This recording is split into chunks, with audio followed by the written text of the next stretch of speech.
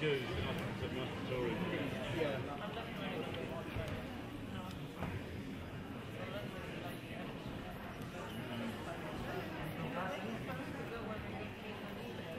So the first hour,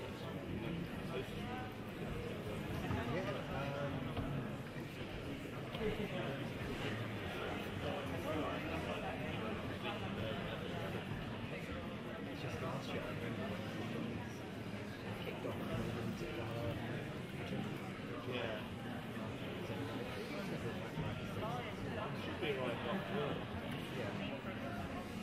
So, yeah, very much like to have this time. Hopefully. It's a Q&A session.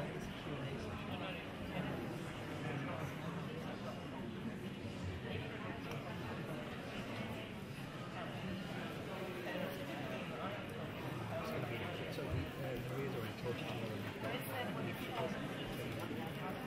Tony. Yes, who I met at lunch this week ago. I thought it'd be a good idea for her to experience because she's on the net. Well, to be honest with you, I thought that's what you might say. That's why I asked on Friday who was coming. I did wonder whether we only recruited from one company. So. Do you know what occurred to me this morning? I was like, she's so brand new. Yeah. She has to see anything. That's why I thought Yeah. Good That's afternoon. all right. No, I thought it might be a good channel for someone. You'd love it. Good afternoon. If I could ask you to please take a seat as the lights come down slightly.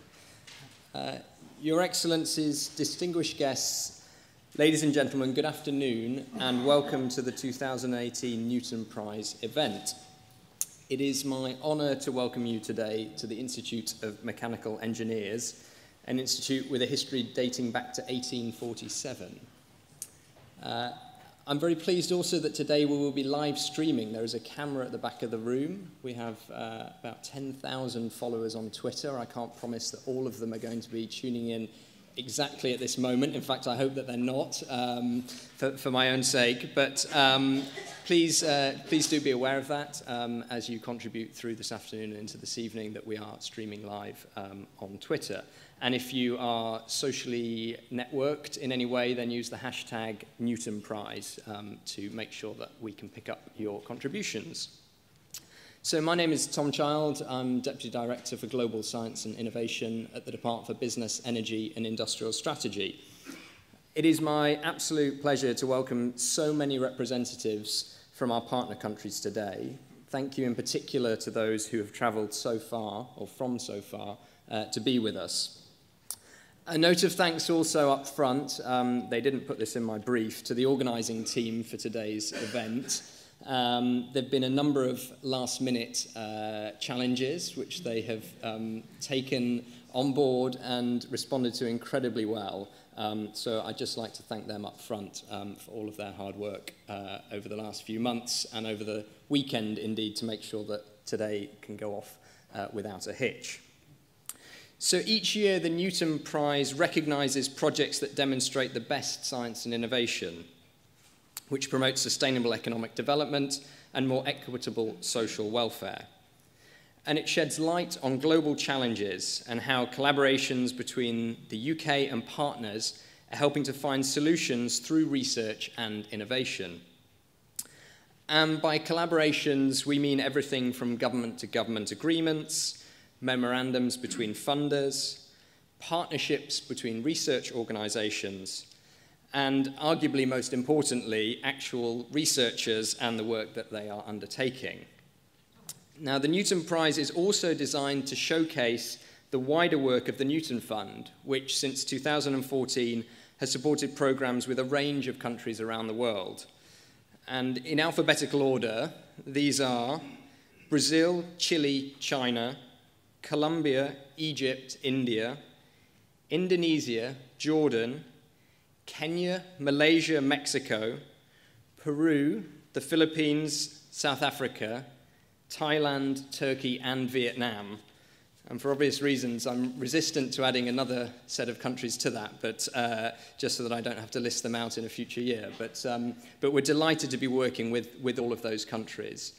And we are using science and research to promote sustainable economic growth and to enhance the research and innovation capacity of those countries, and indeed the UK's science capacity for that matter. Now, I've been in my role since August of this year, and before then I was very well cited on the partnership with China through my posting to the British Embassy in Beijing. But I'm really pleased that within just the last 4 months, I have been exposed to a number of other partnerships through inward visits from our partner countries to the UK. And with 2019 approaching, my resolution will be to meet with or travel to as many of those countries as possible to ensure that our partnerships continue to flourish. Now, our 4 winning projects, about which you will hear more today, have each been part of the Newton Fund family for some time. The prize fund of £1 million, up to £200,000 each, will enable them to take their existing work even further and even potentially in new directions. Crucially, it enables collaboration to continue for longer than would otherwise have been the case. And that is obviously a wonderful thing in itself.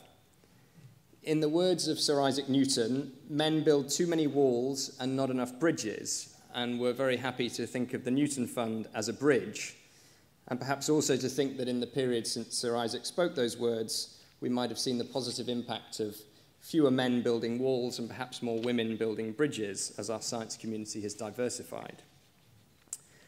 Now, moving on, I have absolute pleasure in introducing our host for today's proceedings. He is a Professor of Science and Society at Imperial College here in London. He has over 300 scientific publications to his name. He is a fellow of at least 2 Newton Fund partner organisations. He's also a BAFTA-winning broadcaster and an author, and he has spent a large portion of his life helping to promote science literacy and education around the world. So would you please welcome to the stage Professor the Lord Robert Winston.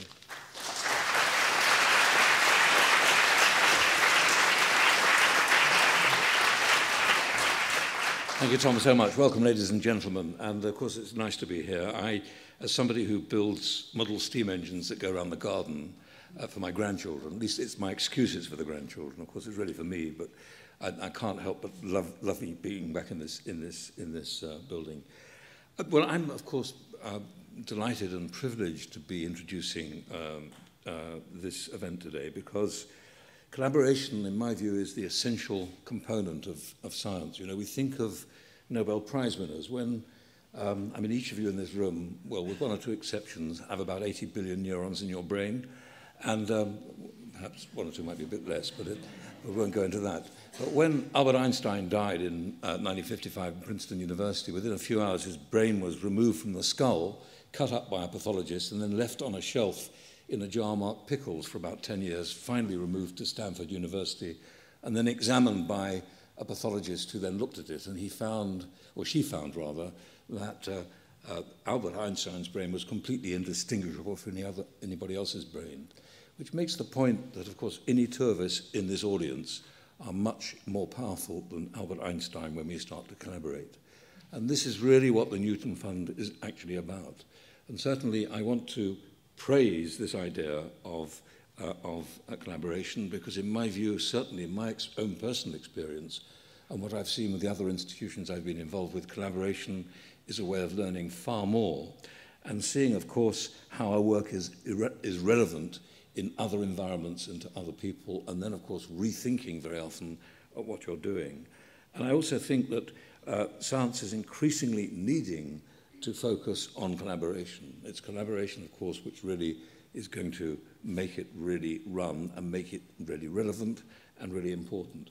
It's interesting to consider that now, let's exclude physicists, of course, or astrophysicists who have hundreds of authors on papers. Even in biology now, we would have usually 6, 8, 10 authors on an average paper in a good journal. So, of course, that is because science is becoming more complex, and we find we get those collaborations in all sorts of ways from overseas. And so it's high time that we had an event like this to celebrate an important collaboration, the Newton Prize. And in my own work, I was asked to mention a number of collaborations I suppose I've been involved with. I think the first one probably was certainly in South America, where I visited all South American countries at one time, with the work I was doing on reproduction. But I suppose the one that I'm most fond of was the work with Professor Cruxato in Chile, and certainly his tuition, oddly in a Catholic university where it was very difficult to do the sort of research which was much easier in Britain, was really a revelation and certainly changed the way I thought about my own work. In the East Bloc, I met Charles Coutel, who was a confirmed Marxist. I tried to recruit him from East Germany unsuccessfully, repeatedly meeting him at different times, but eventually he came to London, spent 3 weeks on the floor of, living on the floor of the laboratory, but he wouldn't go to a hotel. And finally we published a paper on single-cell PCR, which was the first of its kind anywhere, and of course revolutionized an area of biology that I think is really quite important. In Singapore, the work with Yap Seng is still going on with a study in epigenetics, a wonderful cohort study which could not be done in this country but can be done with the 3 racial groups in Singapore. It's a very, very good example of the environment. And in the USA, of course, I lived there and worked there for a while. I still co-chair with an Israeli, the Israel Science Council, which of course is funding large sums of money to combine projects and has been colossally helpful to researchers spending a year either in Israel or in Britain on an exchange basis. And of course, I suppose I cannot but forget my work in Belgium, where I spent a year, which was quite extraordinary with a remarkable group of researchers. And above all, in my own laboratory, there have been at least 19 languages at some times. So that collaboration is really something I think quite vital to us, and we need to understand it.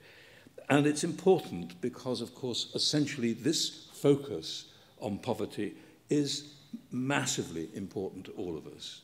That is something that it's easy to forget in a relatively rich country like the United States or the United Kingdom. But it's poverty, of course, which is leading to overpopulation, with people, of course, having more children to fend for them as they get older, so they have an insurance policy as they age.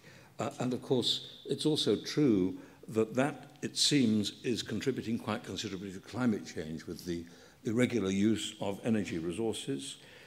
And of course, conflict, war, corruption, crime, and of course, famine are major issues in many parts of the world. And so collaborations like this, I think, are really important.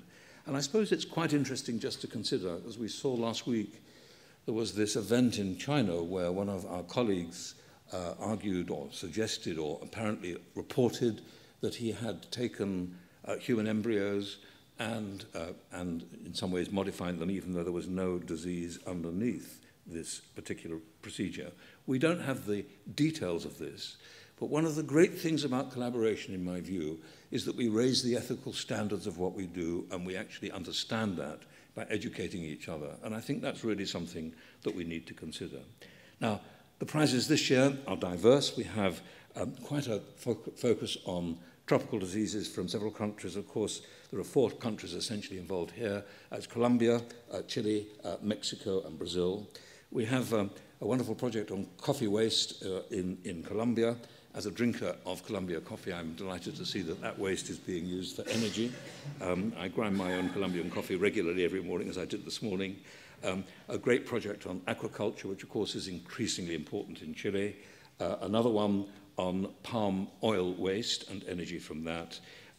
Drought-resistant plants, something which of course we've been very much involved with and have led the world in spite of the somewhat difficulties that we've had in the past. And that, of course, is in beans, in this case, from Mexico. Another project from Mexico on obesity, which, of course, is increasingly a global problem in many countries.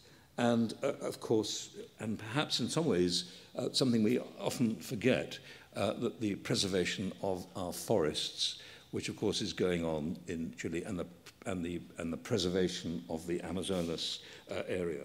Now, ladies and gentlemen, I have to apologize for you. I'm a ridiculously bad host. Apart from giving you a very boring speech, I'm now going to suggest to you that I'm going to have to leave very briefly.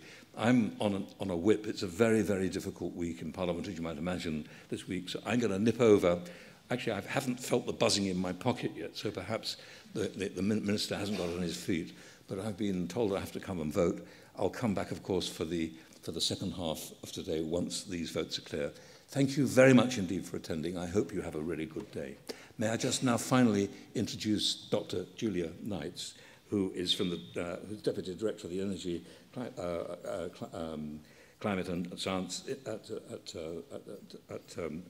Business, Engineer, Industry. My goodness, what a mouthful that department is, isn't it? It's even worse than it ever was before. And of course, she has wide experience in Asia and, of course, in South America. And I'm going to leave her to introduce the panel, which was formerly my job, as yet again I'm ducking out. So thank you, Julia, very much indeed for doing that.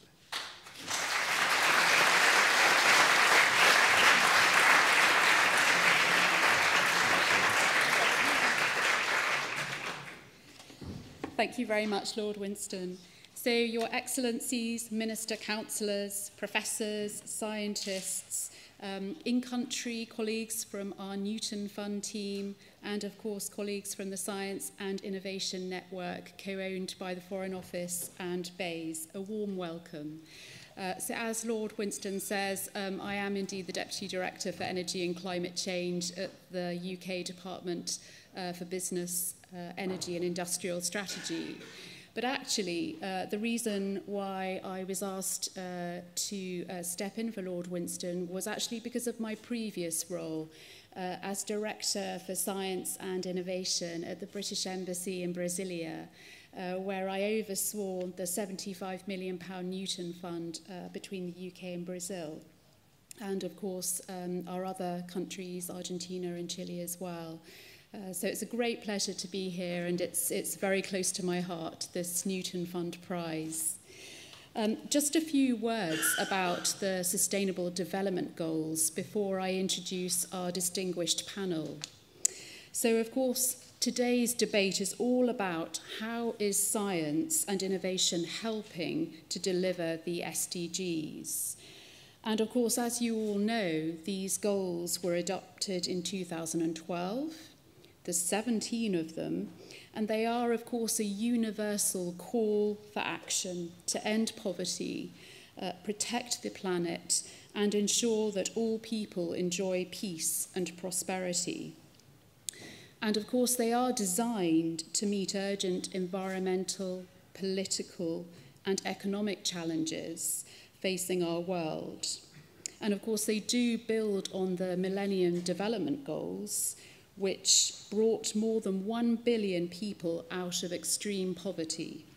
They also reduced child mortality by more than half, brought the number of out-of-school children down by more than half as well, and reduced the amount of HIV/AIDS infections by almost 40%. But there is still so much more to do for millions of people around the world. And the SDGs are about going that last mile to end hunger, achieve full gender equality, improve health services, and get every child a full education. And together, they represent our international commitment to end poverty permanently everywhere and shift the world onto a more sustainable path. All over the planet, individual people, governments, and institutions are working on these goals. But the question really for today's panel is, what role does the science and research community play in all of this? And how can science and research programs, such as the Newton Fund, help us deliver them? So to answer these questions, I'm thrilled to invite our distinguished panel today onto the stage. First of all, may I give a warm welcome to the political counsellor, Jose Puyano, who is the counsellor at the Colombian Embassy to the UK.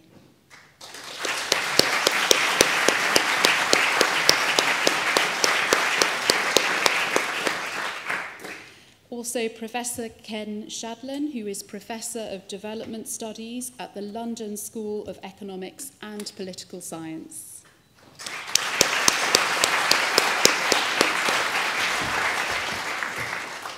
Dr. Beth Taylor, who is Chair of the UK National Commission for UNESCO.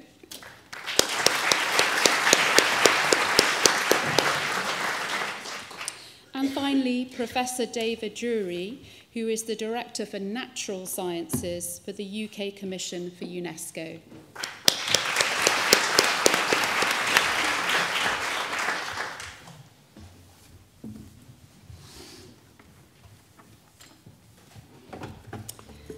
So, if I may start.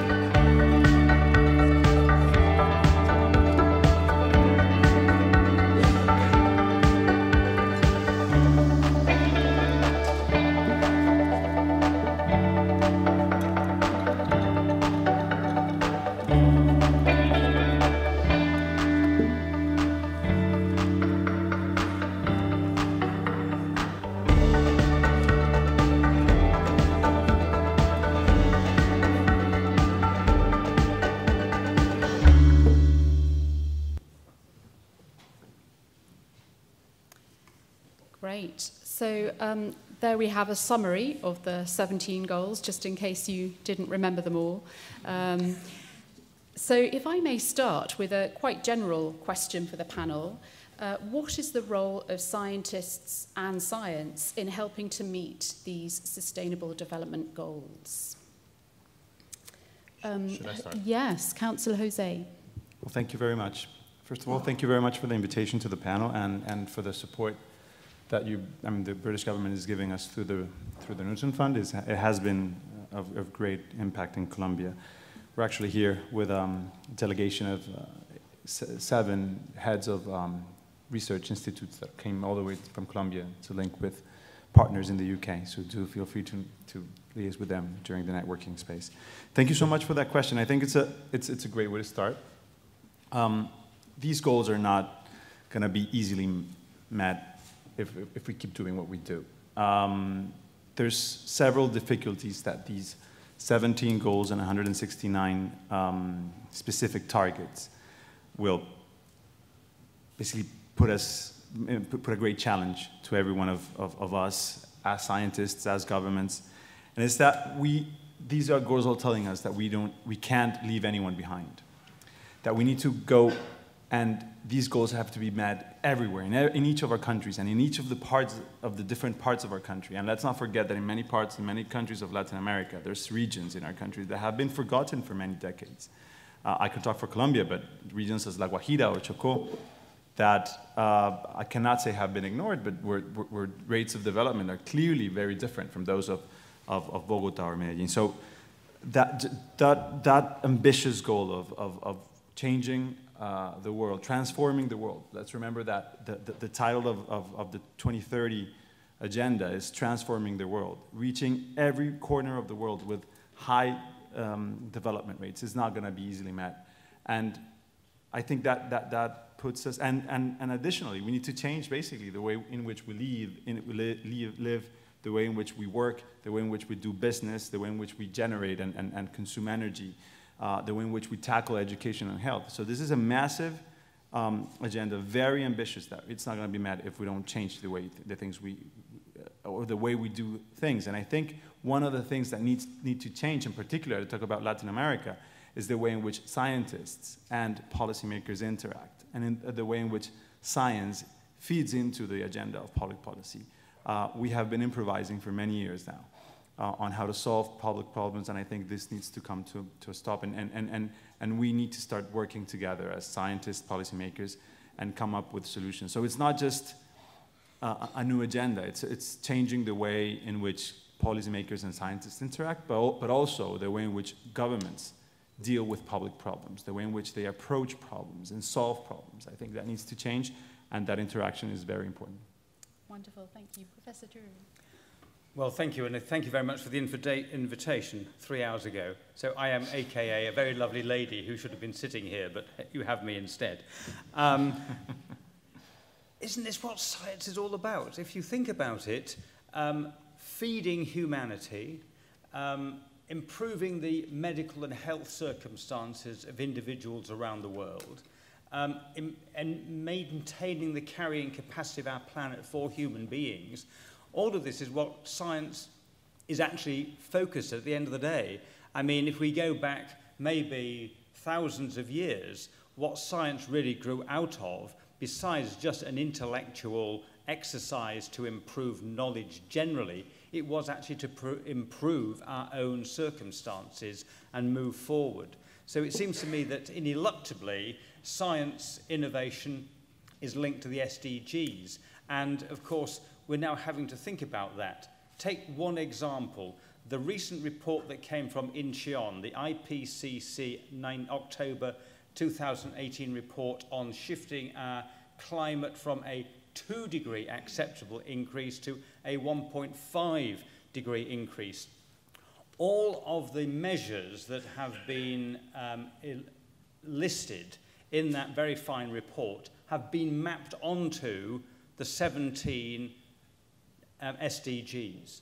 And that's one of the first ways in which we can see a direct link for scientists to get involved in climate research, because at the end of the day, they address these fundamental problems of our planet. Not just because climate science is interesting and maybe a warming climate have lots and lots of problems, but they map directly onto the SDGs, which affect individuals in specific countries. And I think there's no clearer way of demonstrating it. Thank you, and I think that's an excellent point, given that today is the start of COP24 in Katowice in Poland, so very poignant. Dr. Taylor. Oh, thank you. I think the question was about the role of science and scientists in delivering the SDGs, and I think that Jose and David have kind of defined two complementary but slightly different roles, one about advising, providing the information and the understanding and the knowledge that's an evidence base for policymakers to take decisions, which we all know we need. One about actually providing the technical solutions, the breakthroughs that will make it possible for us to meet, we hope, touch wood, I hope this is wood, to meet the SDGs. But I think there's probably two other roles, perhaps just a little bit less central. One is if we think about science in the broadest sense, so including the social and human sciences, what we're going to have to do is change a lot of people's behavior. There's a lot of individuals, including all of us in this room probably, who are going to have to change and adapt if we're serious about Agenda 2030. And social science can help guide us on how to make that most natural and tolerable and easiest for people. So I think that's very important. And there's also a couple of goals, 16 and 17. So good, fair, just institutions, which is 16, and 17, which is all about cooperation for delivery of the goals, where I think science has a big role to play. And I'm just going to do a little plug for UNESCO here. So, of course, the S in UNESCO is science. And the reason that the people who initiated UNESCO put science in there was because they saw it as a vehicle for international collaboration, for intercultural dialogue, which was the whole point of UNESCO after the Second World War. And I think science as a common language has proven itself, really. If you look at CERN with, I don't know, 10,000 physicists and engineers from 60 different countries, all collaborating to one common aim. If you look at SESAME, the light source in the Middle East, with countries like Israel and Iran, Cyprus and Turkey, all collaborating on one common aim. I think science has got a lot to offer, just as a basis for dialogue and collaboration. Thank you. Yes, you're absolutely right. Science is international, has a strong role. Professor Shavelin. Thanks. Yeah, well, I'll concur with my colleagues on the panel about the important contributions that science can and needs to make. And I'll certainly like to take the plug for social science having a role. But actually as a social scientist, but actually my feeling is that really the central answer to this question is basically we need to throw more money at it. And we need to throw more money basically at physical and biological and environmental sciences.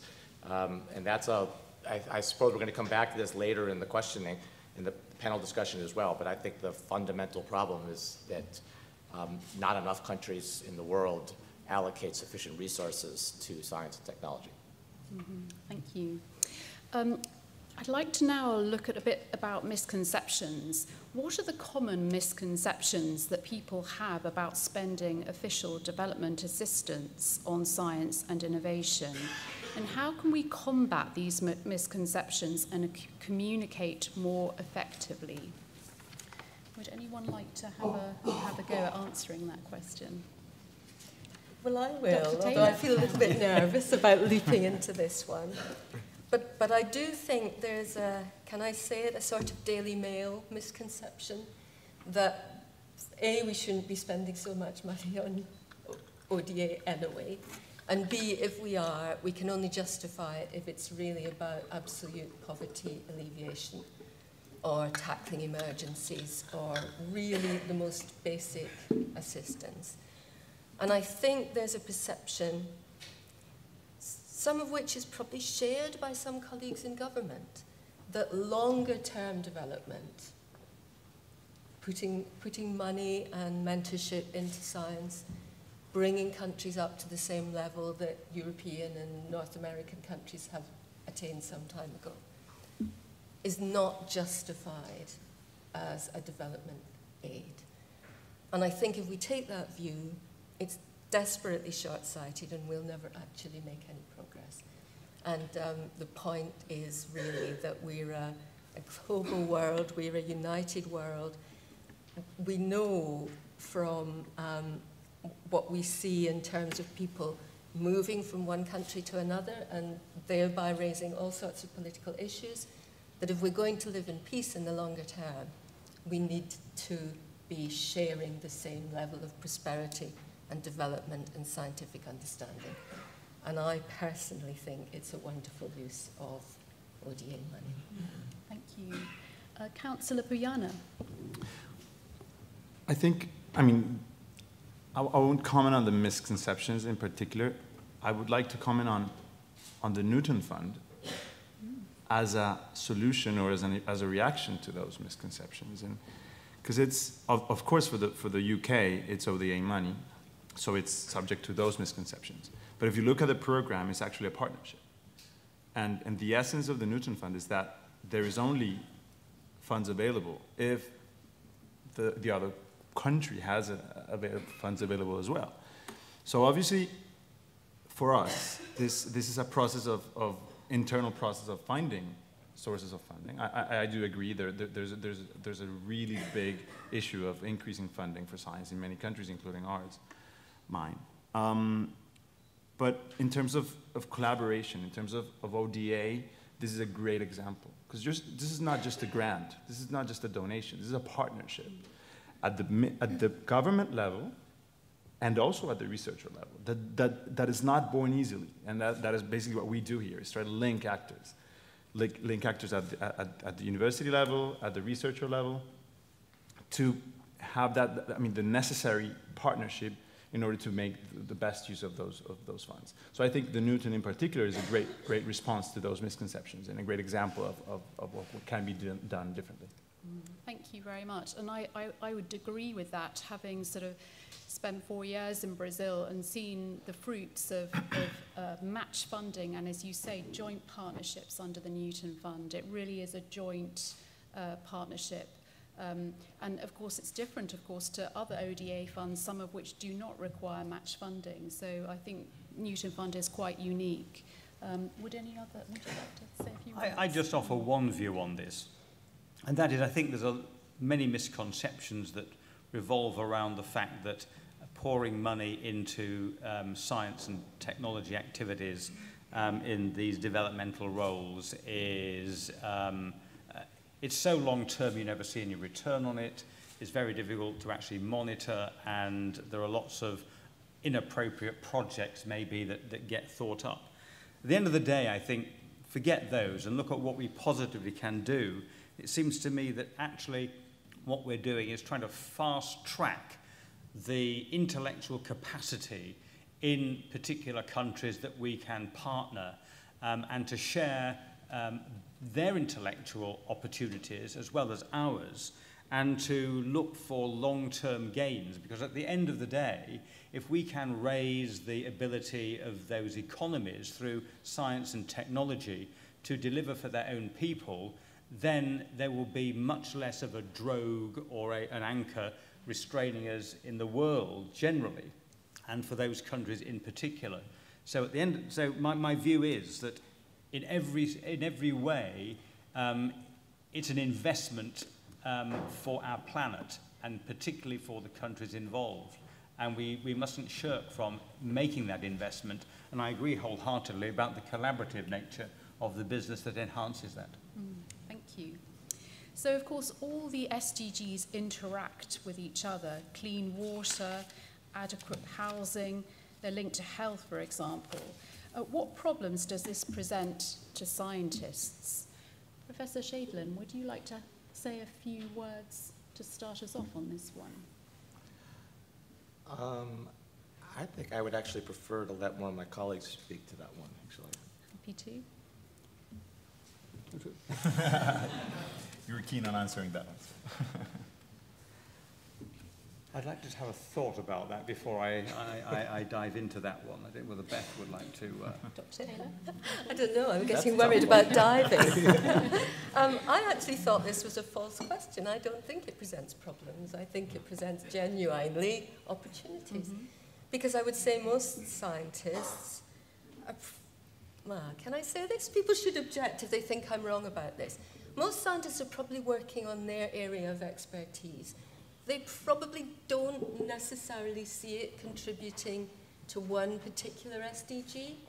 And I would have thought that actually the opportunity to think it could do more is a great one. Plus the fact that it brings people together who are working in different areas, perhaps on one goal, perhaps on goals that overlap with one another. So I genuinely don't see that it's a problem. I genuinely think it's an attractor for an enthusiastic scientist, and probably a very good way of cross-fertilizing the research. Thank you. I'll come back on this now. And my feeling is very much to amplify that by saying that we can use the SDGs in almost any part of our planet to drive particular research activities.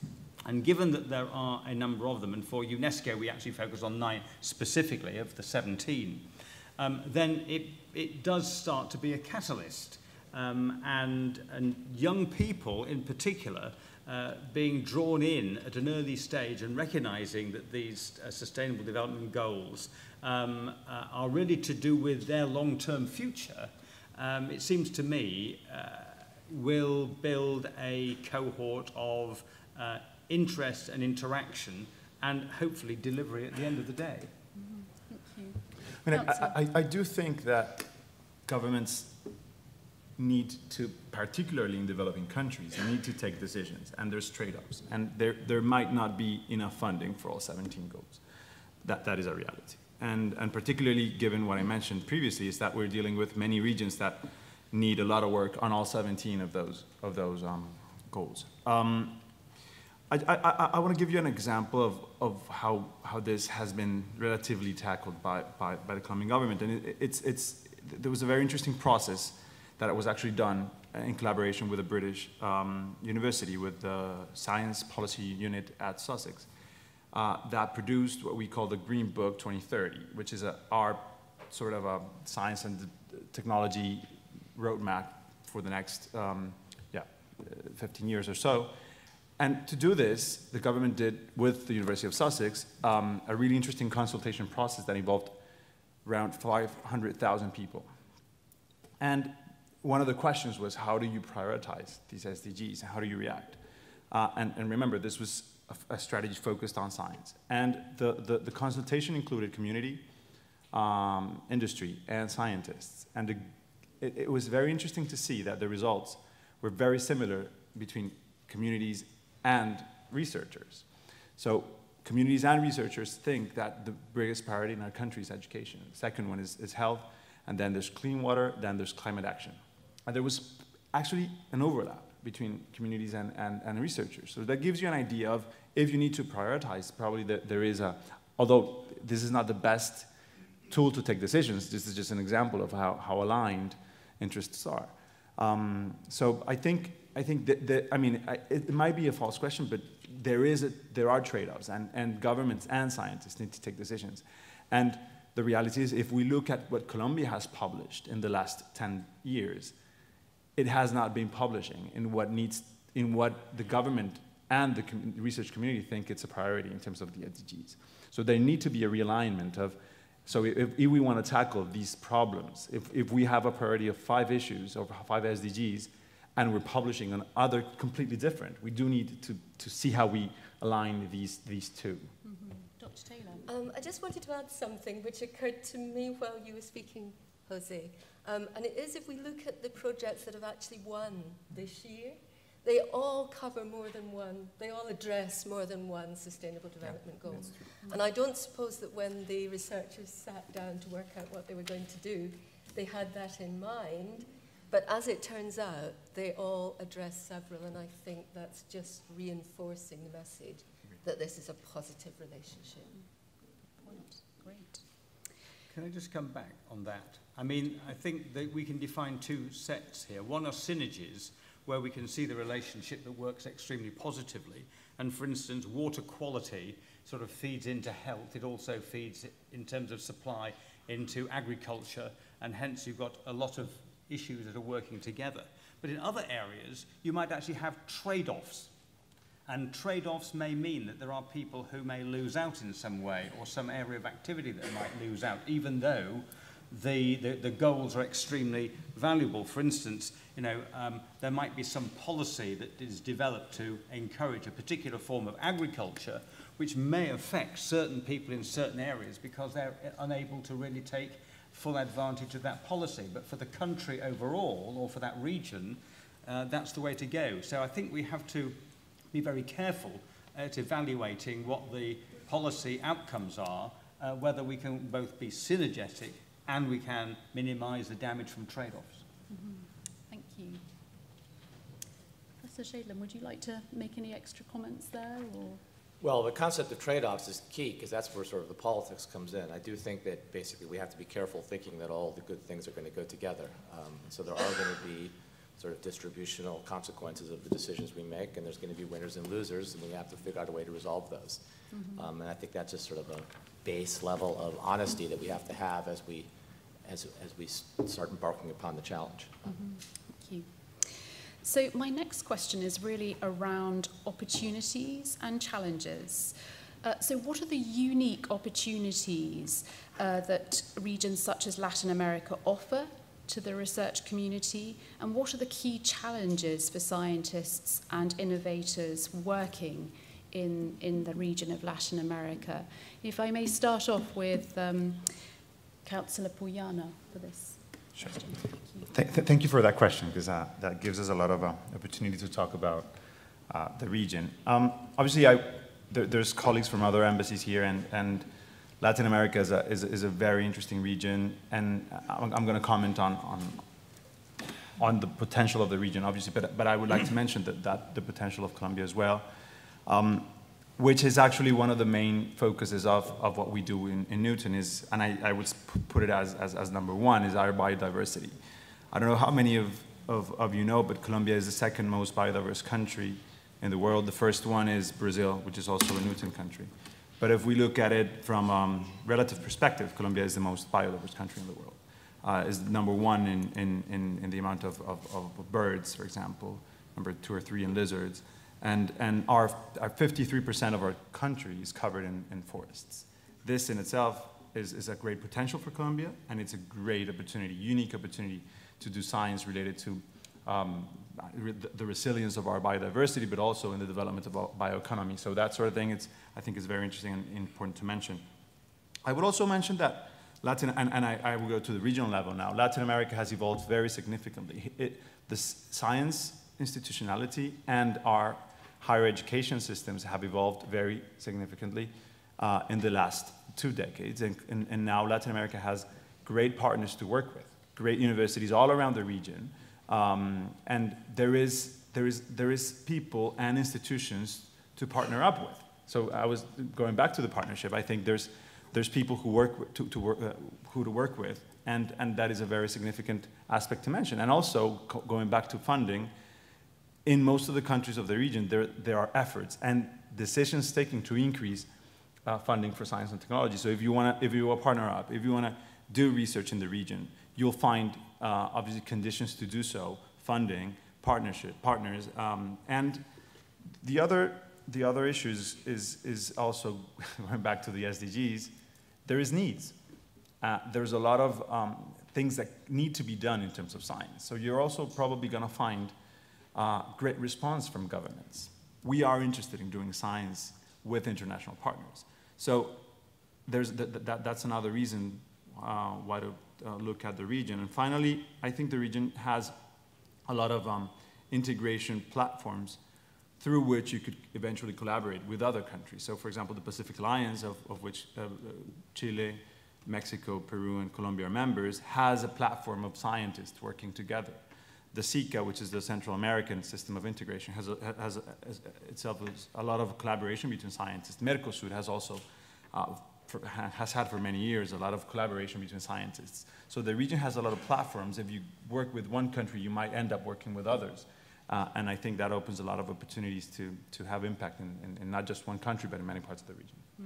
Thank you, Councillor. I'm very pleased that you mentioned biodiversity, because one of the Newton Fund calls that I'm most proud of helping to set up is the £6 million biodiversity research call between NERC and Kew Gardens and Edinburgh Botanical Gardens on the UK side, and the 5 national funding agencies of Colombia, Chile, Peru, Mexico, and Argentina, and the state of Sao Paulo funding agency from Brazil. And that's looking to identify new plant species in shared biomes across those Latin American countries, but also just to do fundamental research on those biomes. That's a very exciting program, and that's, of course, under the Newton Fund. Dr. Taylor, any thoughts on this? Well, I don't think I've got much to add on biodiversity, because it's clear it's such a reason for being interested and involved in Latin America.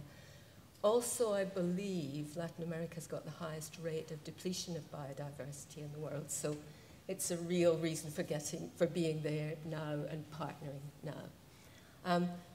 But I also wondered whether, and this is probably in common with other developing regions in the world, there's also an issue about urban development and about the extent to which more needs to be done and is recognised by governments as needing to be done in terms of creating a sustainable urban community for the future. So I think that's probably another opportunity that if we just think about rainforests and water resources, we kind of neglect. Yep. Thank you. Professor Shaidlin. Thank you. So actually I wanted to say 2 things about the South America, but I'll include Latin America, because I'll include Mexico in there and the Caribbean as well. One is that I think there's enormous potential, as we've seen in the last few decades, in agricultural biotechnology. That's the area where South America has sort of almost, I would say, been the world leader in innovation and science, and particularly Brazil and Argentina, but not exclusively.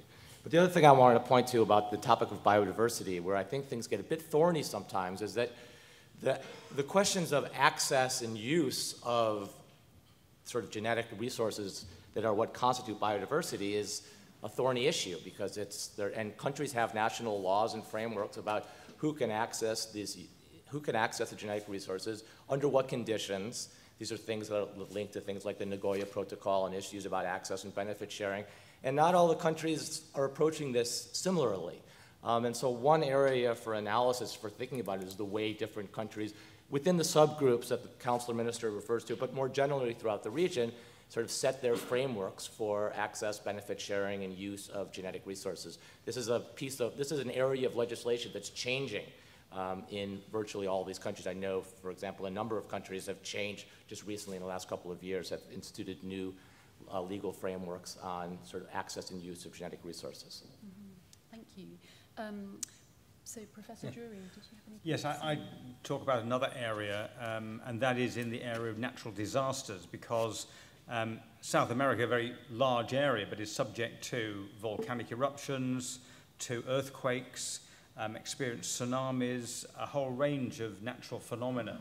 And over the years, many countries have actually developed ways of trying to build resilience and to understand and have high levels of predictability for these. Well, actually, that's something that they can share with other countries, and indeed their capacity can be enhanced by collaborative work. So that there are sort of generic ways of being able to monitor, for instance, volcanoes and look at their activity, look at seismic networks for monitoring potential areas for earthquakes. And so here I think there is a real area for skills to be mixed and for the overall activity to be enhanced, and for that then to be shared much more globally into other parts of the world that have similar circumstances. So I think South America is a place for a lot of opportunity in what we might call the environmental and earth sciences. Brilliant. So I'm just going to ask one last question, and then I'm going to open up to you, the audience. So please do think of your questions now. So finally then, is the relationship between policymakers and scientists fruitful for meeting the SDGs? And what mistakes have been made, and are we actually learning from them? Perhaps I could ask Councillor Puyana to start off with that. Thank you. If the question is whether is it a fruitful relationship, commenting on the reality in Colombia, I would say no. And I think this is probably applicable to many other countries. And going back to what I said at the beginning, I think dealing with the SDGs probably means working differently, doing things differently. And the traditional approach, in our case in particular, where scientists are on the one side just doing the research, and government is on the other side, there's no dialogue whatsoever, apart from just the funding, I think needs to change. And you were saying that part of what I was saying is providing advice. I think it goes beyond just providing advice. I think it's more of a change of how government deals with public problems, and how governments in public policy can learn from the processes of science, from that iterative process that happens in science when there's hypotheses and there's experimentation, for example. So looking at how our government and many countries in Latin America as well have dealt with public problems in the past, I think there is a lot that can be learned. And we're actually currently working on our 4-year plan. As many of you know, we had elections this year, so we're in a very good moment to think about these issues. And we're about to approve the new development plan for Colombia for the next 4 years. And there's a whole chapter actually on how we need to change this approach and learn from science and take into account those processes and experiment, for example, and include people, include communities. We haven't mentioned communities at all. And the thing is, probably in the north of the country or in our Pacific coast, in Chocó and La Guajira, we're not going to be able to solve those problems if we just stay in a lab in Bogota or in Medellin. We need to go there to the communities and involve them.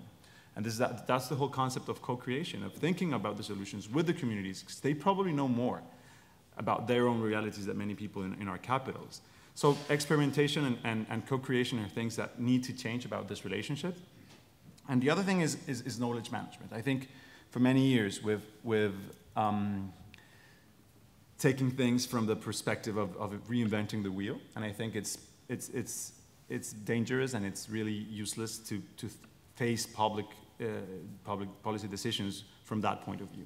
So I think these 3 aspects of how public servants and scientists and communities can relate together and face those goals using science, and using the outputs of science, using the relationship with science, but also the methods of science in public policy, I think it's something that needs definitely to change. And if we don't, I think we're not going to be able to actually meet those SDGs very soon.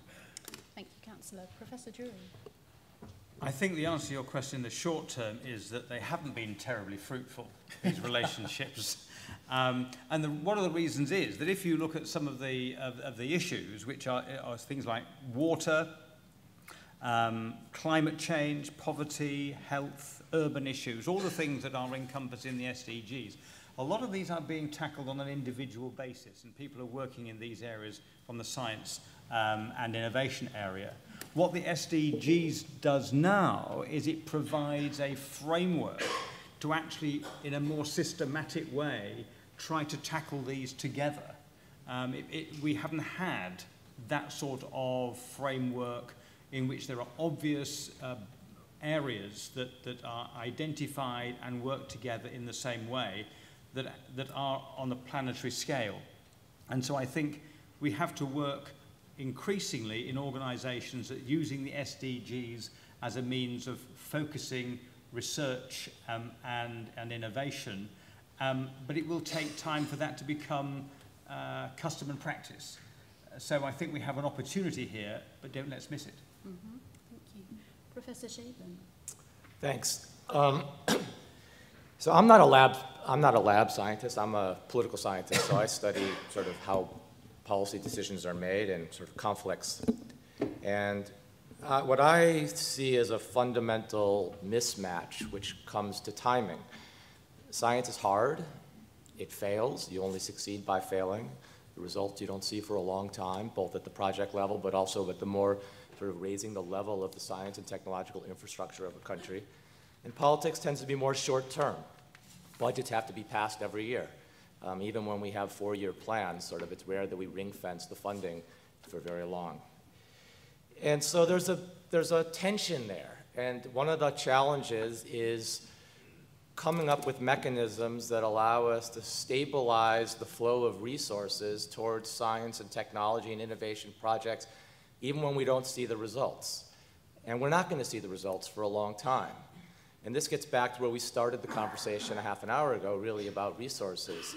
I think that one of the reasons why resource sort of mobilization has been low, and we need more than just matching resources, we need the things like the Newton Fund to mobilize additional resources, is precisely because of this mismatch.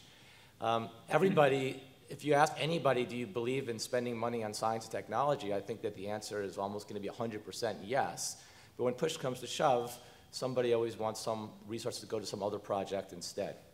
So one of the things, before I shut up for a sec, one of the things is where I've been looking at in my research actually is on what are the sort of the way that scientific and industrial communities might be organized to facilitate the demand for long-term science and technology investments on the parts of governments. And it's not an easy call.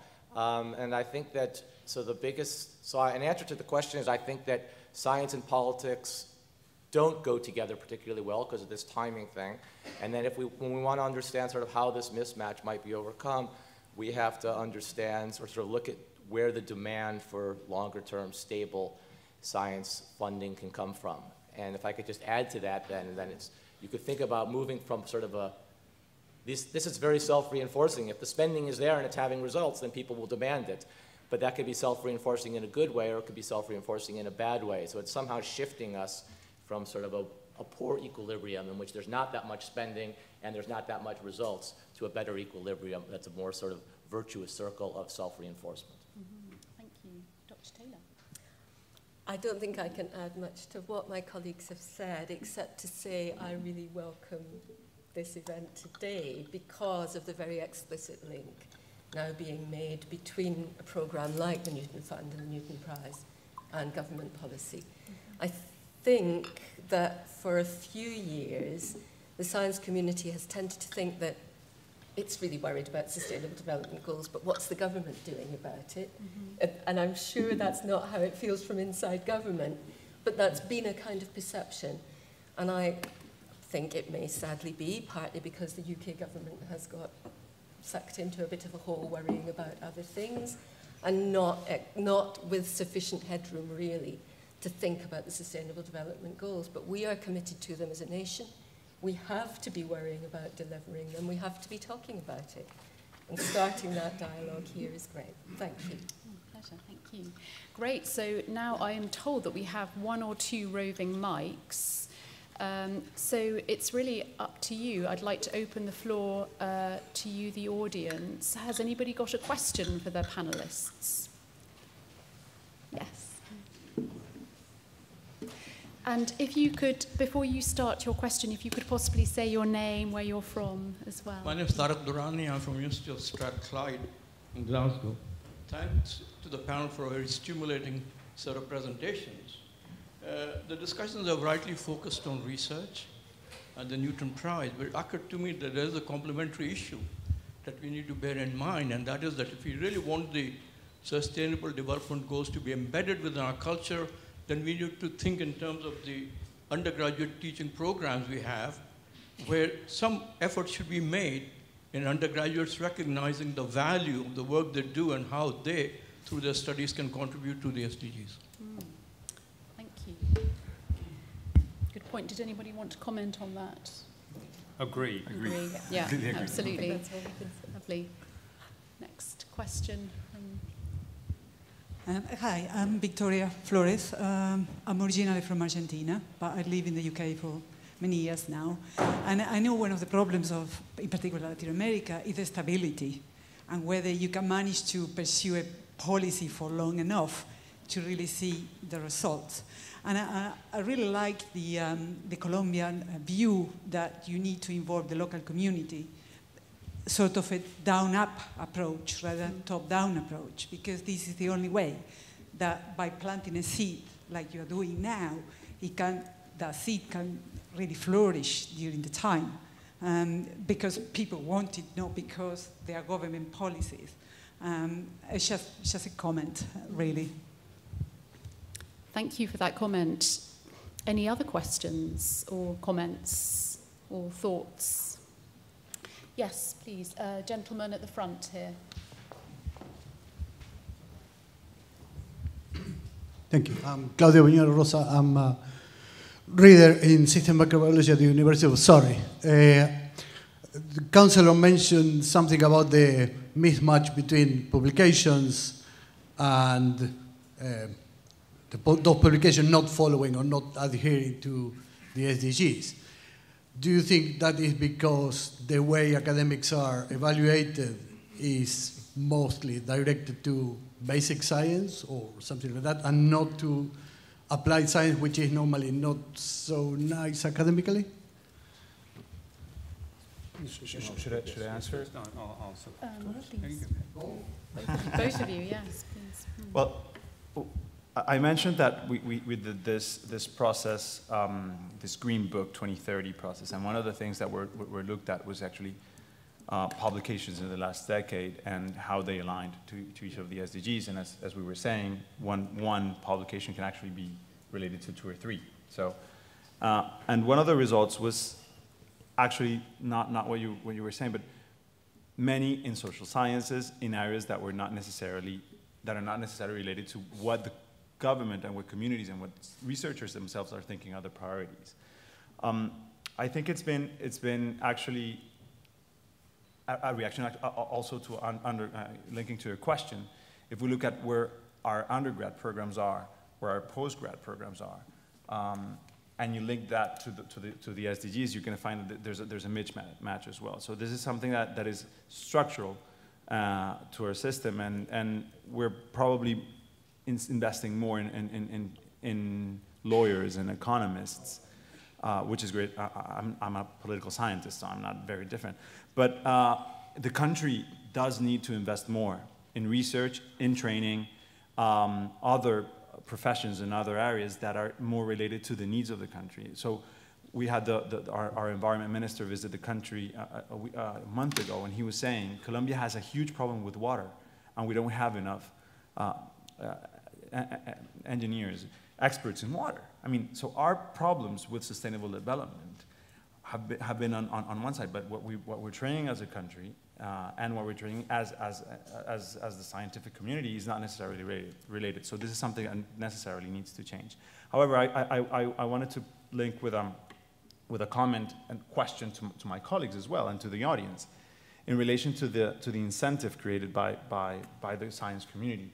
And when we were in this process in the last 6 months, we were thinking about the effects of the publish or perish incentive for what we're trying to do here. So, for example, is a scientist really willing to invest time in dealing with public problems, in liaising with government? That doesn't really add into his or her evaluation or assessment as a scientist.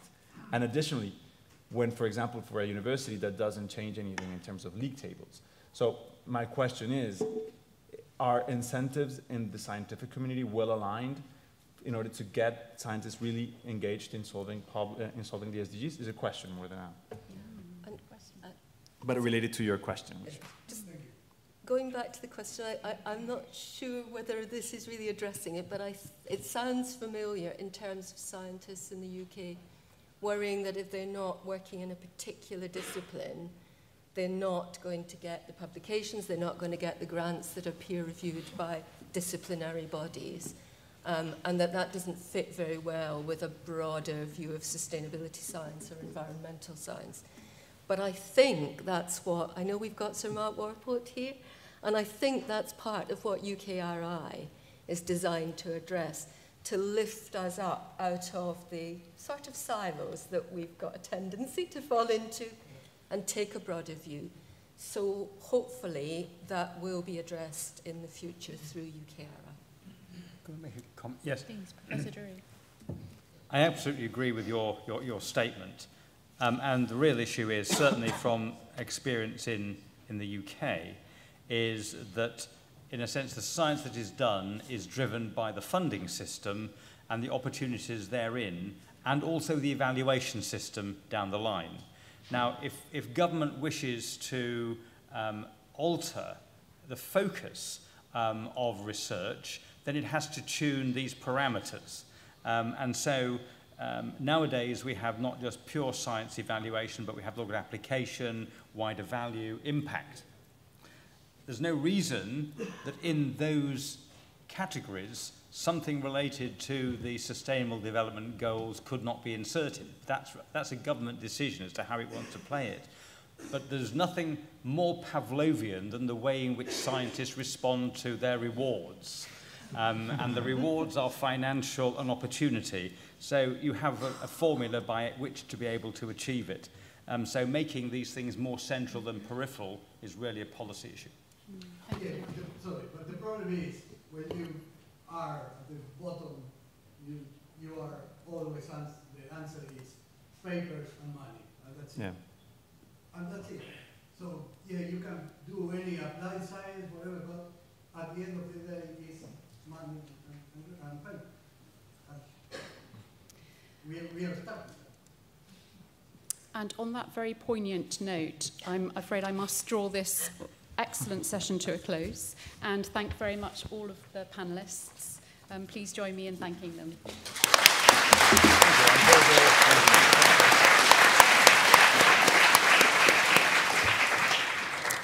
I'd like to now invite our panellists to take a seat back in the audience and to give a very warm welcome to Professor Mark Warport, Chief Executive of UKRI. Sir Mark.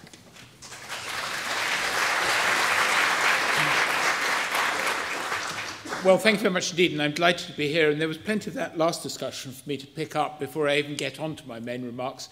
But the first thing I'd say, just on that very last point, is that in about 10 days' time, Sir Greg Winter will be going to Stockholm to collect his Nobel Prize for medicine or physiology. Or in fact chemistry maybe, but I don't think he ever gets up in the morning and worry about whether he's a basic researcher or an innovator. His latest company, Bicycle Therapeutics, is just getting going in Cambridge, and of course he founded Cambridge Antibody Technology before.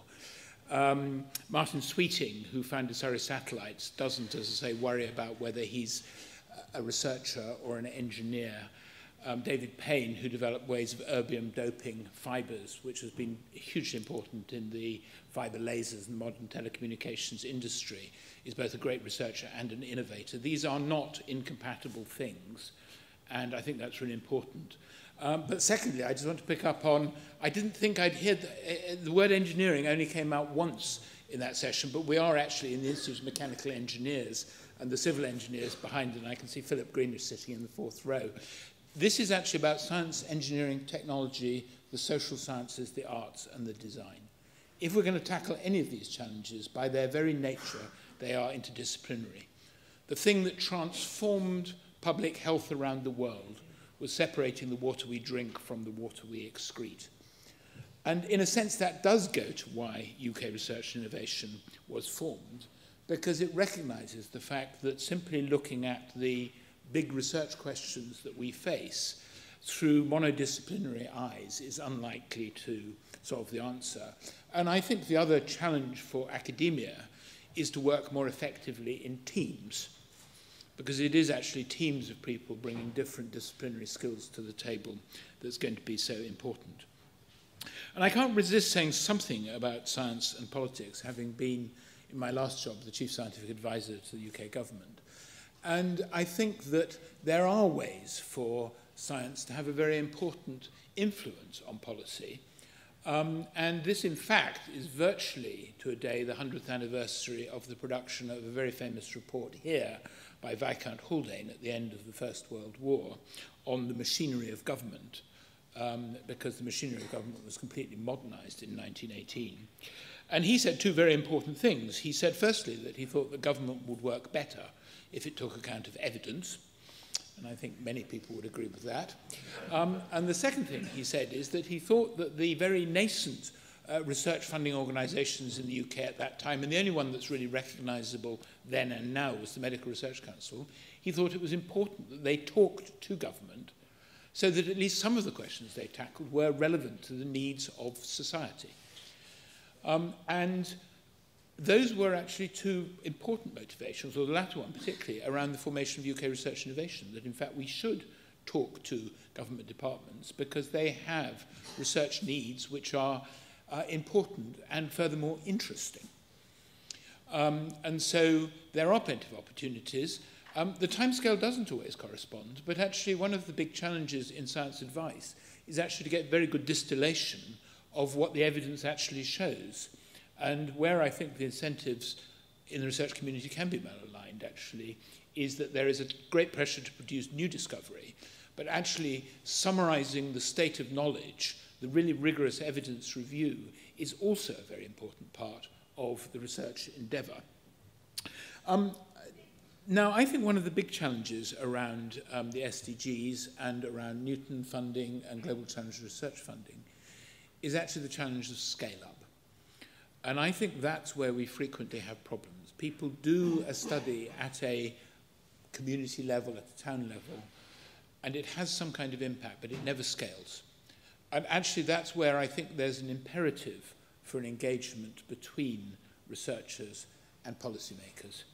But policymakers aren't and shouldn't make sweeping policy decisions on the basis necessarily of single, maybe just about adequately powered, maybe well-powered studies, because it is actually a question of the accumulation of evidence. And that's why I do think when we're tackling the SDGs, we do need to work in structured ways. And the UK is doing that through the Newton Fund, but also through the Global Challenges Research Fund, where we have, for the GCRF, challenge directors who really coordinate. But I want now to turn to the Newton Fund and this prize. So UK Research and Innovation, and in its previous incarnations, the 7 research councils and Innovate UK, have really been a proud delivery partner of the Newton Fund since it began in 2014. And indeed, Julian Knights and I met when I was in Brazil, working to try and establish the rather complex geometry of these international partnerships, where one has 4 or 5 funding agencies from each country working together. And I think that the work that's gone into setting up the partnerships has been very, very successful. And again, picking up Minister Councillor Puano's point, the great thing about Newton Fund is it's a real partnership. All the countries have skin in the game. It's proper joint working. And so I was, of course, delighted to learn that 9 of the projects supported by UK Research and Innovation were shortlisted for this year's prize. And they represented collaborations with at least 9 other research organizations across Brazil, Chile, Colombia, and Mexico. And as you've heard, probably, the projects range from the Arts and Humanities Research Council funded work on the use of documentation as a form of resistance to human rights violations in Chile, and the whole question about actually exposing knowledge to the light of the public, to Medical Research Council funded research to tackle childhood obesity across the UK and Mexico. And the truth is that many of the SDGs are for all of the world. And malnutrition comes in two forms. It comes in insufficient nutrients, and it comes in the form of large quantities of nutrients of different varieties, which then add up seductively to people eating too much and becoming obese. I'd particularly like to congratulate the Engineering and Physical Sciences Research Council in partnership with the National Commission for Scientific and Technological Research in Chile for their winning project, Strengthening Energy Infrastructure to Withstand Extreme Weather and Natural Disasters. And I'm glad that natural disasters did come up in the last discussion. And it is precisely these types of programs, global partners working collaboratively on solution to global problems, that I think are the essence of what, through the Newton Fund, we're proud to support. It's easy to say that research is global, but it really is important that it is. We will only get the best out of our research communities if they do work internationally. And part of what we do, of course, is partnering. We build capacity around the world. And so the Newton Fund and the Global Challenges Research Fund, which are just two of our internationally focused programs, provide opportunities to use research and innovation to stimulate economic growth and support social welfare.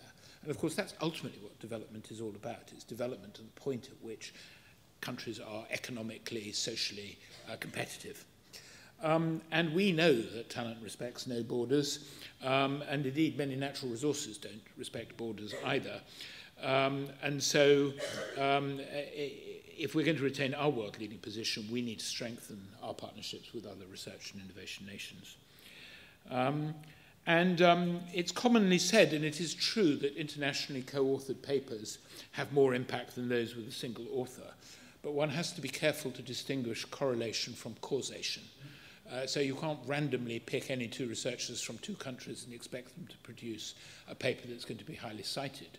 What it does tell you, which I think is important and is causation, is that the best researchers will work with the best researchers wherever they are in the world. And our job in UK research and innovation is to lower the activation energy to catalyse those partnerships. And that's one of the things that I think the Newton Fund has done so well. And not only has it built relationships between researchers, but it's built relationships between funders as well. Because our job at the end of the day, we work for the taxpayer, and our work for the taxpayer is to deliver them the results of the research. And I think people sometimes forget that. It's not the inputs, it's the outputs, the outcomes and the impacts that what we all as taxpayers in our various countries are buying. And we have a new, recently announced £110 million fund for international collaboration, which will invest in international infrastructure, new joint research programs, again, enabled by government-to-government science pacts. So we're proud to deliver Newton Fund projects. We'll continue to make the case for what I think is an excellent fund, and I hope that all our partner countries will too. And by working collaboratively, I think we are building strong relationships with emerging economies. And I never underestimate the power of research as a diplomatic tool as well. I think researchers have a different type of voice and can have a diplomatic influence as well in terms of international relationships. So I'd like to finish by congratulating everyone concerned with the Newton Fund programme. I'm particularly proud that UK Research and Innovation is a major partner, and congratulate all of the winners and the nominees this evening. And I look forward to the further successes of our joint funding. Thank you for your attention.